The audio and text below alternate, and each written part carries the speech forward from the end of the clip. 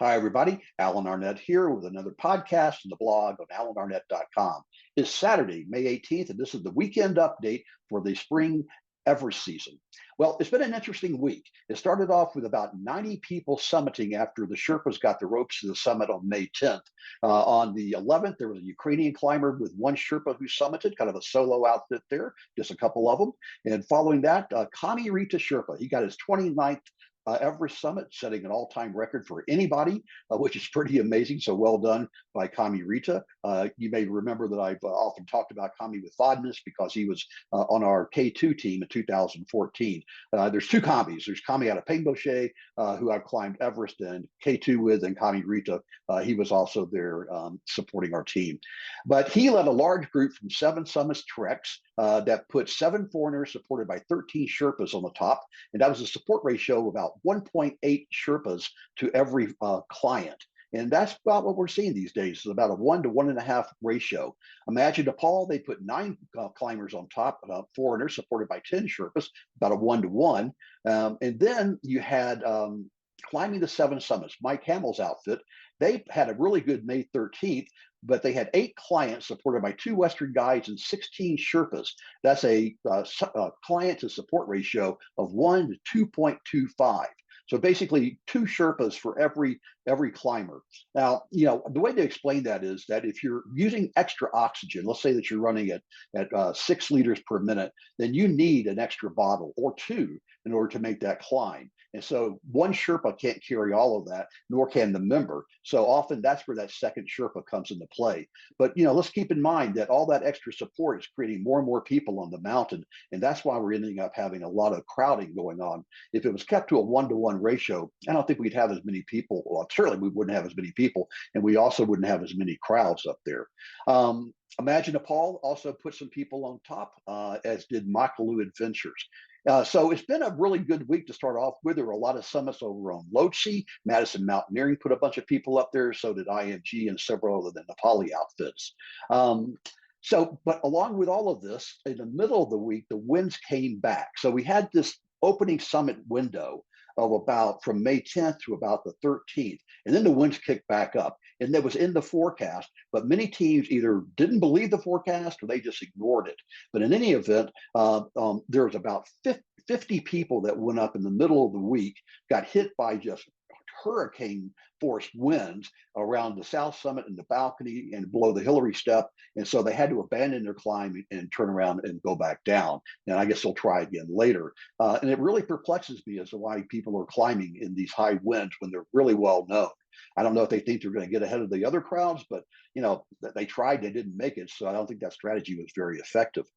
Tragically, 2 climbers from Mongolia who were climbing without supplemental oxygen and no Sherpa support, so just the 2 guys, they left the South Col for the summit at 7 o'clock at night on May 12th, and their bodies were now recovered, and because they found one near the South Summit and one near the balcony. So they were using a base camp only logistics from 8K Expeditions, one of the Nepali outfits, and they pushed the envelope. They on their website they talked about how they had 10 years of climbing and that they were very strong climbers. But trying to climb without oxygen is hard enough. You then map on top of that hurricane winds. It's just your chances are really, really low. So my condolences go out to their family and friends, and hopefully this will be a learning occasion for other people trying to climb without supplemental oxygen. You can do it, but just conditions have to be right. Otherwise, the big thing is supplemental oxygen keeps you warmer. And if you have, it's not the still air temperature that gets you, it's the wind. And so when you have a wind chill of minus 40 centigrade or Fahrenheit, it's the same at that point, at 40 degrees below zero, there's a lot you can do to stay that warm if you're not using supplemental oxygen. So the best strategy is not even to try and wait for a better day when the winds are under 30 miles an hour. That's what the best guides do is keep that down low. So also the Nepal Army is up on Everest. They're trying to have a goal of retrieving 5 bodies and 10 tons of trash from Everest. So, way to go, Nepal. I'm just very pleased to see that you're putting some of that permit money to use by using the Army and trying to clean up the mountain to the best of your ability. They did retrieve 1 body on Everest and 1 body on Lhotse. So, what do you go? Again, my condolences to the family. We don't know the identity of those two. They were sent back down to a university in Nepal to do forensics, I guess, to figure out, do maybe some DNA testing. Maybe they can identify the bodies and bring some much needed closure for their families. So looking forward, high winds are expected to ease up this weekend. I talked to my good friend Chris Tomer doing Tomer Weather Solutions, and let me just read you what he said. He said a long duration Everest summit window appears likely between May 19th and May 26th, but there are important nuances each day. The jet stream, which normally blasts Everest, is going to weaken. It'll move to the north. That's really good. As this occurs, it opens the door for a development in the Bay of Bengal. So, in other words, typhoons building up in the Bay of Bengal. Anyone attempting a summit after May 26th should monitor the tropical development and increasing monsoonal moisture. So, in other words, the 19th through the 26th, so that's basically starting tomorrow, Sunday, and all next week, that's going to be the window. And, that's a really long time. That's 7 days. So, if you've got, let's say, 500 people left to go on the summit, they should be able to spread out. We won't have a recreation of the 2019 conga line between the South Summit and the summit when there were only 3 days when the winds were under 30 miles an hour, basically forcing everybody through the eye of the needle to try to get to the summit. This year, there's really no reason for that.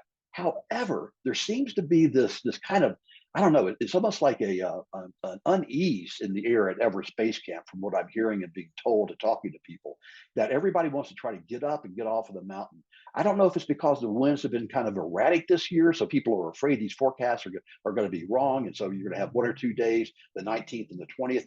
About a week ago, a lot of people were targeting May 21st and May 23rd as the sweet spot, and that would be Monday and I think, let's see, that'd be Tuesday and Thursday of next week.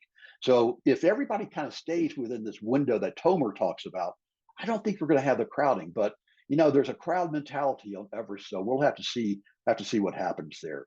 As far as the other 8,000-meter mountains, the season's over on Dhaulagiri. The winds were just too strong on the mountain. Makalu, there's been more summits on that one, but I think that's starting to wind down. And but over on Shishapangma, China closed Shishapangma and Choyu to foreigners. They only allowed a handful of people, about 50, to come over and climb Everest from the Tibet side. And so that's Fruitenbach Adventures and Alpenglow. They're both at Advanced Base Camp. Lucas Fruitenbach, he's targeting, I think, the 28th to hit the summit. There's one of his flash expeditions, so they're rushing up to get up to the top and get back home and go back to work. Alpenglow, they're taking a little bit more relaxed time. They're up at Advanced Base Camp to acclimatize, and they'll come back down to base camp and wait for just that Goldilocks time to summit. And then Climbaya is also their Nepali outfit with just a few people. So the north side is not nearly what it was going to be if China had opened up the season when they normally do. Instead, they waited until May 8th, May 7th to let people come in. So a lot of teams shifted back over to the Nepal side. But another thing that happened was that they did allow elite expeditions to go up to Shishapangma, and they recovered 2 bodies. Anna Gutta and the Sherpa that was supporting her, Ningamar Sherpa, they were killed in an avalanche last October when they were kind of Anna was kind of racing Gina Marie Ruzdella to be the first American female to get all 14 8,000-meter mountains. Heavy snows had hit Shishapangma. They climbed in less than ideal conditions, and the 2 pair were hit by separate avalanches and died on the same day. But elite expeditions only took care of their clients. And I don't know what the background is behind the other clients. I don't know if they didn't have permission to try to find their bodies. I do know that elite knew where their location was because they were their clients. Perhaps they didn't know where the other casualties were. Kristen Harlow was going to try to go recover her companion Tenzin Lama Sherpa, aka Tenzin Sherpa. But the 2 of them have set the record for getting all 14 8,000-meter summits in 3 months, and what was it, 3 months and 2 days, something like that. But China wouldn't let her in, but they would let elite go in. So I'm not sure what the background is on that. So that's what's coming up. We've had summits, about 190 actually, and so we've got several hundred more to go. I think we'll see this next week. It's going to be summit Bonanza, Summit Ranza, Summit Rama. Anyway, there's going to be a lot of summits here over the next few days. And my best wishes for everybody for a safe and successful trip up. And hopefully they'll get up there in good weather. And at that time, they'll be able to get back down and get back home and get on with their lives after having summited the world's highest mountain. So let me do a quick narrative here about a section of Everest that's very rarely talked about. It's the Southeast Ridge. It's the section between the balcony and the South Summit. No one talks about it. And also, what's interesting about this section is that typically you don't have really good radio contact. So the people monitoring the climbs on at Everest Base Camp on the Nepal side, they're kind of in the dark for a few hours while their clients and the Sherpas are making their way between the balcony and the South Summit. So you got to the South Col. You made good time coming up from Camp 3, crossing the Yellow Band and the Geneva Spur. So you arrived in at the South Col and kind of collapsed in your tent. Happy to be there. Looking around, you spot that area that the 1996 people died. Right off the edge, just as you look up at the triangular face that's off to your right, you can see where they were. You see how close they were to getting back down and getting back to safety in the middle of a storm. But sadly, they didn't make it. And we all know that story. But you look at that area and you think, wow, what it must have been like to be freezing to death, middle of the night, exhausted, not knowing what was going to happen. But you also knew exactly what was going to happen. You try to get a few hours of sleep in your tent, and then you take off around 10 o'clock at night. Long line of people ahead of you going up the triangular face. You look ahead and all you see is headlamp after headlamp after headlamp. But you make time and you get up to the balcony. At the balcony, your Sherpa says, change bottle. So you take off your pack, they take out your bottle, you sit down on your pack, drink half a liter of water, have a honey stinger bar, get some calories in you, get some water in you. It's been a good climb. You made it up in 3 hours. Other people are taking 6. A lot of people are turning around. They don't realize what that climb is between the South Col and the balcony, but you made it. Now it's dark. You look back down, you can see the lights of the South Col and all the tents down there. And you know that's going to be your goal after the summit. You glance to your right, you see him heading up the South Ridge. You've read about the East Ridge, but you really don't know that much about it. You know that it's steep, a special top, but you also know that it's a lot of rocks and you're protected from the wind. You're on the side of Everest, so it's not going to be cold. The still air temperature still 20 degrees below 0 Fahrenheit. Down suits taking you, so foods, and those hand warmers that you bought. You're glad you have them. So you're cozy. You finish up your snack and your water. Sherpa puts your oxygen bottle back in. Let's go. Put back on your oxygen mask. Oh, feels good. Feels good. Take a deep breath of fresh air. Okay, you're ready to go. You've got good energy. Things are looking good. Remember, you've trained for this for over a year. You climbed Denali. You climbed Aconcagua. You did OAU a few years, so you know what it's like to beat 8,000 meters. But you're not going to 8,000 meters. You're going to 9,000 meters. You don't know what that's like.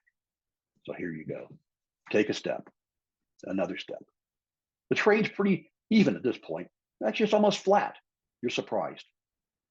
You can hear the sound of your crampons crushing in the snow. Crunch, crunch, crunch. But what you really hear is your breathing. You hear that oxygen coming into you, life-giving oxygen. You wonder how people ever climb up Mount Everest without using oxygen. You admire them, but you know the true physiology is not that right for it. You head up and all of a sudden the trail picks up. It goes from about 10 degrees to about 30 degrees. Oh, wow. You look at the white line, the white snake snaking up the southeast ridge. That's your lifeline. You've got your carabiner clipped into it just ahead of your Jumar.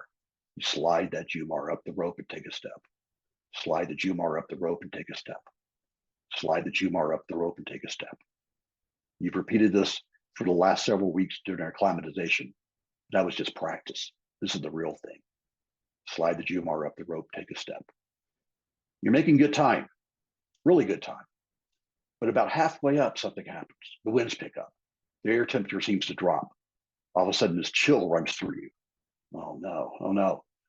Your whole system, is it failing you? You start to get cold. You try to pick up the pace, but you can't. Slide the Jumar, take a step. Slide the Jumar, take a step. Okay, you're back in rhythm now. You've warmed up. It was just a momentary. Oh, here comes the wind again. Oh, you kind of bend over. You hunker down on your ice axe. Okay, the gust passed. Keep on going. Keep on going. You look ahead, you see the headlamps. You look behind you, you see the headlamps. You're one of many, but you're an individual. No one's pulling you up the mountain. No one's pushing you up the mountain. You're taking each step for yourself. Keep on going. Oh, where'd the snow go? Now it's crampon on rock. Those winds, they've blown away all the snow. Now you're on the rock of Mount Everest. I don't know if it's limestone, is it granite? What is it? Doesn't matter. Crampon on rock. You feel your crampon slip. Oh, take a step. You drop back half a step. All right, you got to get control. You climb with your legs, not with your arms. Don't jug on the rope. Climb with your legs. You were taught that back 20 years ago when you first started climbing. Pay attention, focus. Come on, get in the zone. Short, simple steps. Slide the Jumar, take a step. Short, simple steps. All right, now you're lecturing yourself, but you've got this whole conversation going on in your head. Your Sherpa turns around and looks at you. Let's go. Come on. He senses that you're struggling. His words of encouragement or chiding, it doesn't really matter. You know what's expected of you. Slide the Jumar, take a step. Keep going. Another step. Okay. Wow. You look ahead. You can see the top. You're almost to the south summit. You know if you make it to the south summit, the summit's in the bag. It's not that far from the south summit up to the summit, maybe 800 feet. You know you can do it. You know you can do it. Slide the Jumar, take a step. Okay. All of a sudden, it kicks up again. Now, oh my gosh, you're going now at like 60-degree angle. You almost can reach out with your arm and just touch the snow in front of you without bending over. This is steep. This is steep. No one ever told me it was going to be this steep. Slide the Jumar, take a step. All of a sudden, you overcome this last obstacle. It was only about 100 feet, but you did it. Now you're standing on a false summit. You look ahead, there's more of the southeast ridge to go. You aren't even to the south summit. You're on a fore summit. You're on the false summit. Oh, how much longer is this going to go? Mount Everest is testing me, everything I have. My mental, my physical, my emotional. What am I going to do? Then you think back to why you're there. Deep down, you know why you're there. You know there's 1,000 reasons to turn around and only one to keep going. You know what your why is. You know what that one reason is. Slide to Jumar, take a step. Short, simple steps. And then there's no place else to go. You're on the south summit. You look around, you take that little bladder out of your chest pocket and take a sip of water. Tastes good. Put the oxygen mask on, take a breath. Feels good. Look back down Southeast Ridge, lots of headlamps coming up. You look over towards the Hillary Step, lots of headstands crossing the Cornice Traverse. That'll be another test for you. Unbelievably narrow, about the width of a sidewalk, dropping off a mile on either side. You don't want to make a mistake there. Looking around, all of a sudden, the winds pick up again. That's okay. You're used to it now. It's probably 40 degrees below zero, but you're okay. You made it to the south summit. You're going to summit Mount Everest.